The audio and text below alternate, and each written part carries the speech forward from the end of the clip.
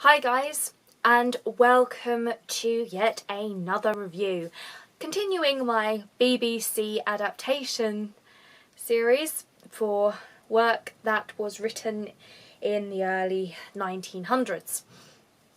This time I am going to be reviewing the adaptation of J B Priestley's Inspector Calls, which is pretty much a didactic tale saying that capitalists are the scum of the earth, and if you're a socialist, fantastic.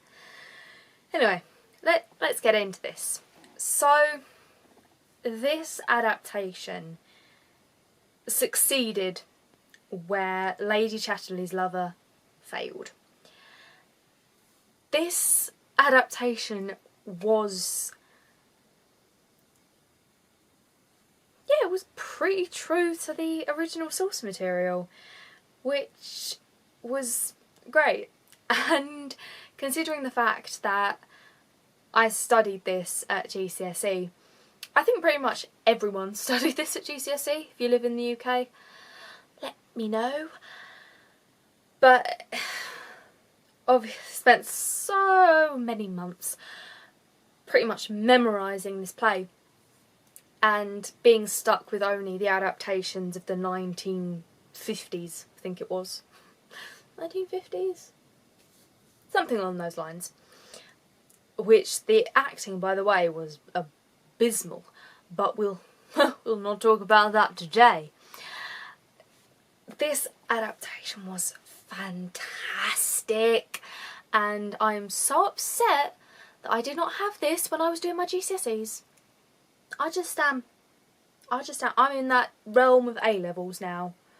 Like, seriously, why could I not have this to have studied from? God damn it. So, brief overview to begin with. An Inspector Calls is set in the Burling house. And Mr. Arthur Burling, is a businessman. He's married to Sybil Burling, who is, I think she's socially higher than him. He's a self-made man. She was born into money. They have two children, Eric and Sheila. And Sheila has just become engaged to Gerald Croft, who is one of the members of the aristocracy. And they're enjoying an engagement dinner. And then their celebration is interrupted by the arrival of Inspector Gould, who tells them that a young girl has died in the infirmary and she'd left a diary which had documented everything that had happened to her. So pretty much their world starts tumbling down around them. Now it was fantastically true to the original source material. The only thing I felt was a bit off,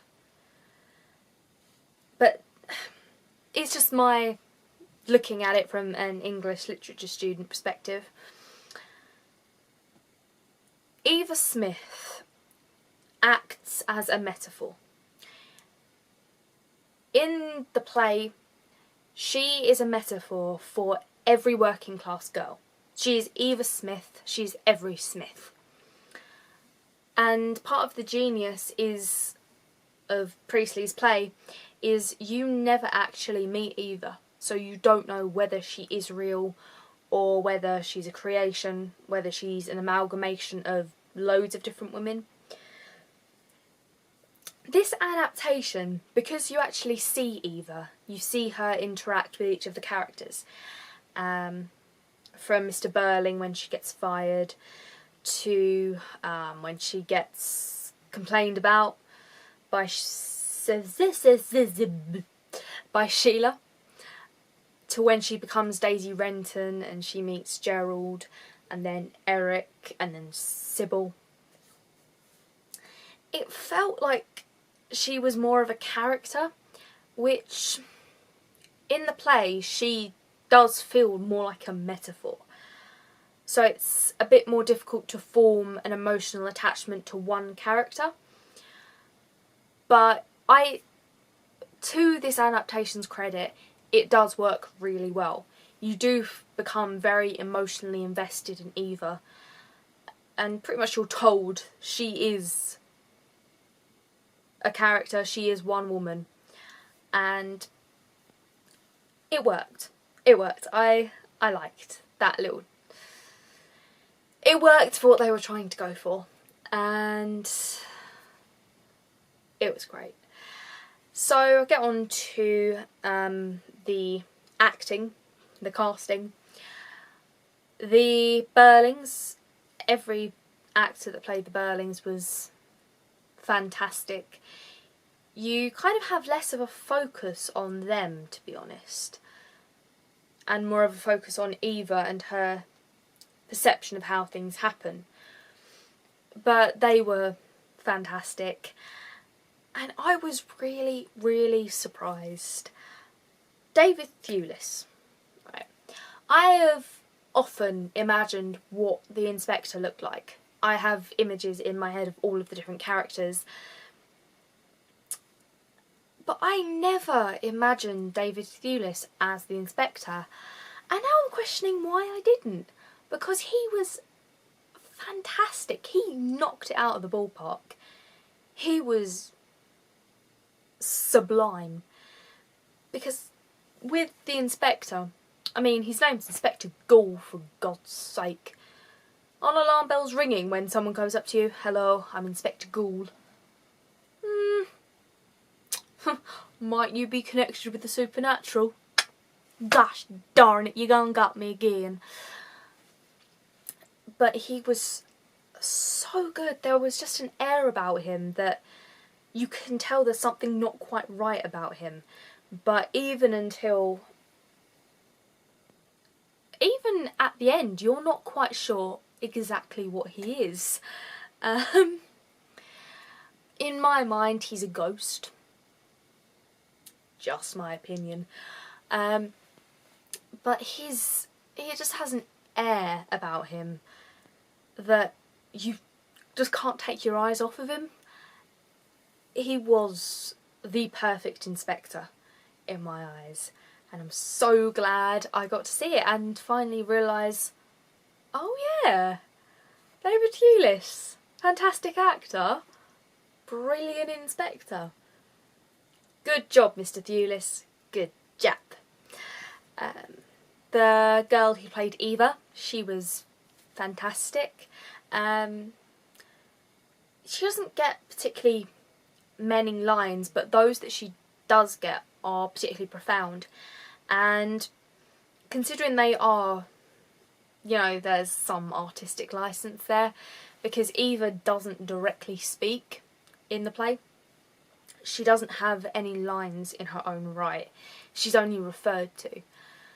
But when she says, oh, I believe in God because I can't believe in people, and if I didn't believe in anything I would fall, it's just so profound. And by the time that, spoiler alert, by the time she actually kills herself, you genuinely feel so bad for her, and you think, oh my gosh, this is genuinely terrible.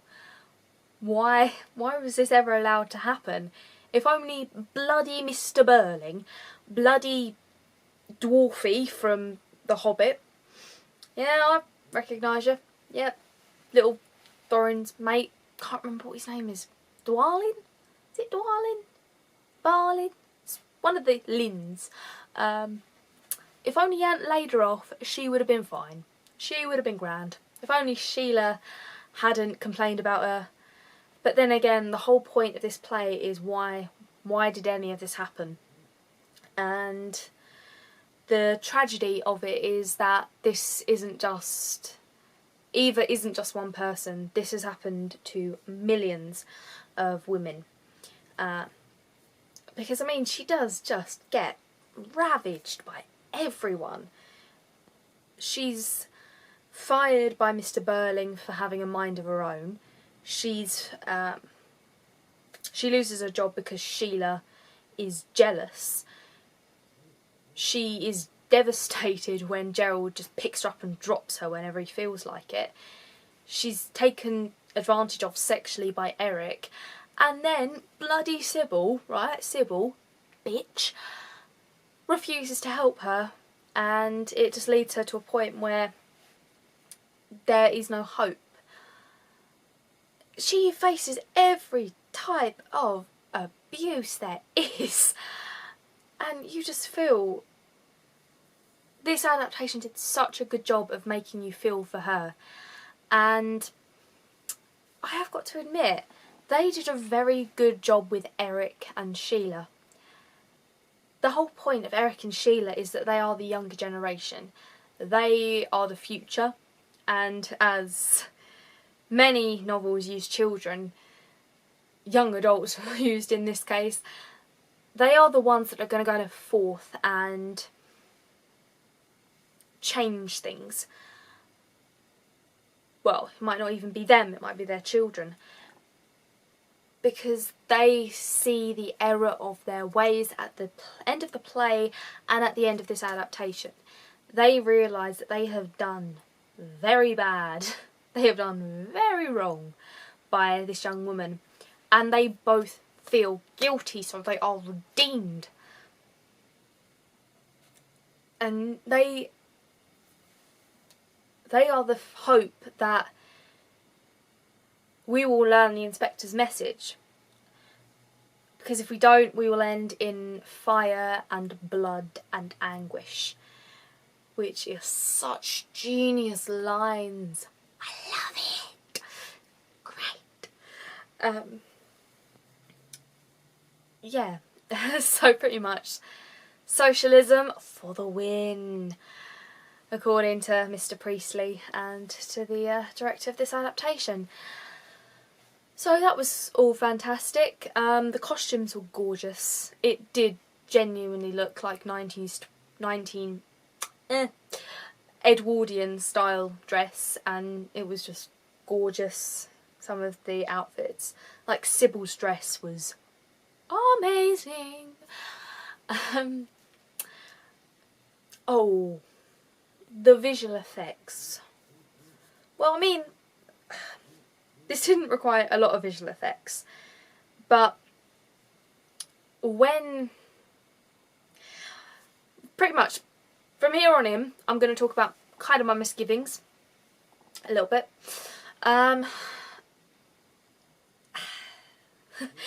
Eva Smith has the least bloody death ever. She has just swallowed bleach. And apparently when you swallow bleach you just start coughing a lot and then you're dead. I mean, she did get her stomach pumped, which was, that was gruesome. That was just kind of, ooh. But usually, if you drink bleach, your insides have been burned. You usually cough up blood. But obviously, BBC restraints. Can't have an overly raunchy TV show. You also can't show blood. Well, what do you know? What do you know? And so that was a bit of a point of contention, but then again, you can kind of understand. And the scene where it redeemed itself in my eyes, where you have the inspector and he's sitting there and he takes Eva's hand and he holds it, and you're just like, oh, nobody else cared about this girl. And here's the inspector, ghostly angel thingy, and he's the only one that's there for her when she dies.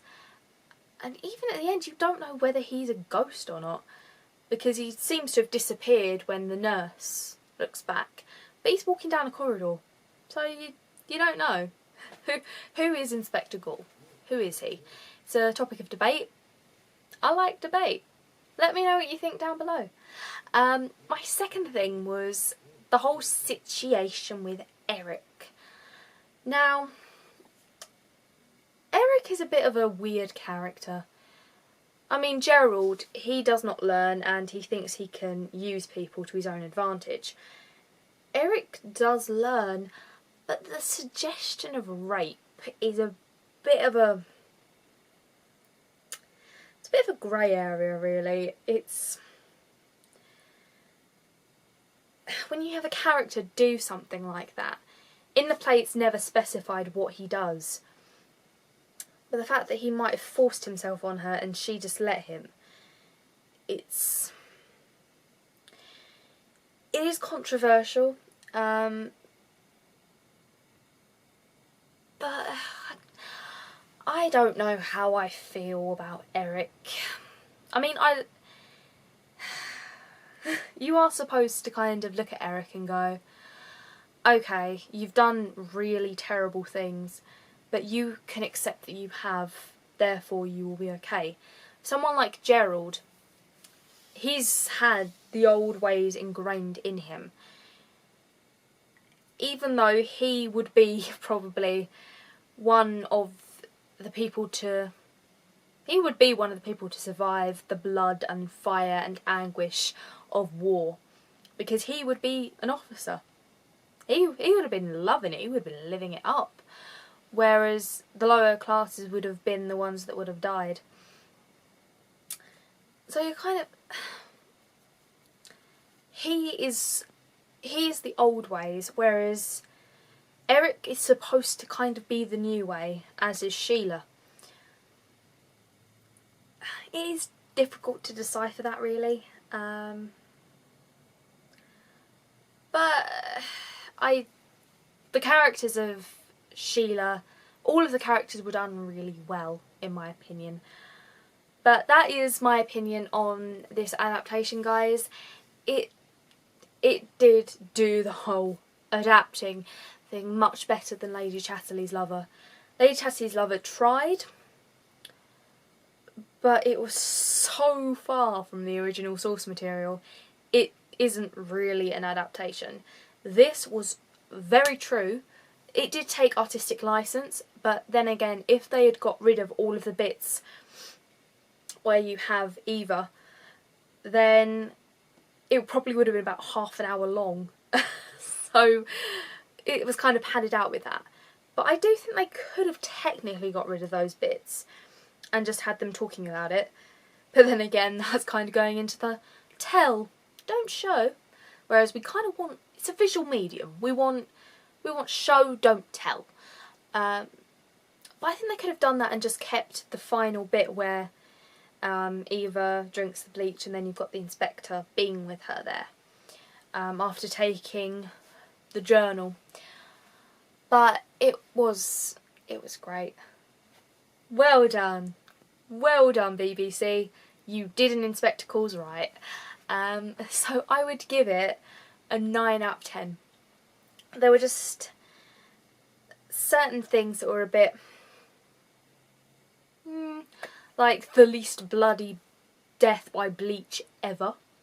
But then again, I like a bit of gore, and BBC doesn't, so bit of a conflict there, but you know, we'll get over it one day. But that has been it for today, guys. Let me know what you thought of Inspector Calls down below, and I will see you next time. Bye!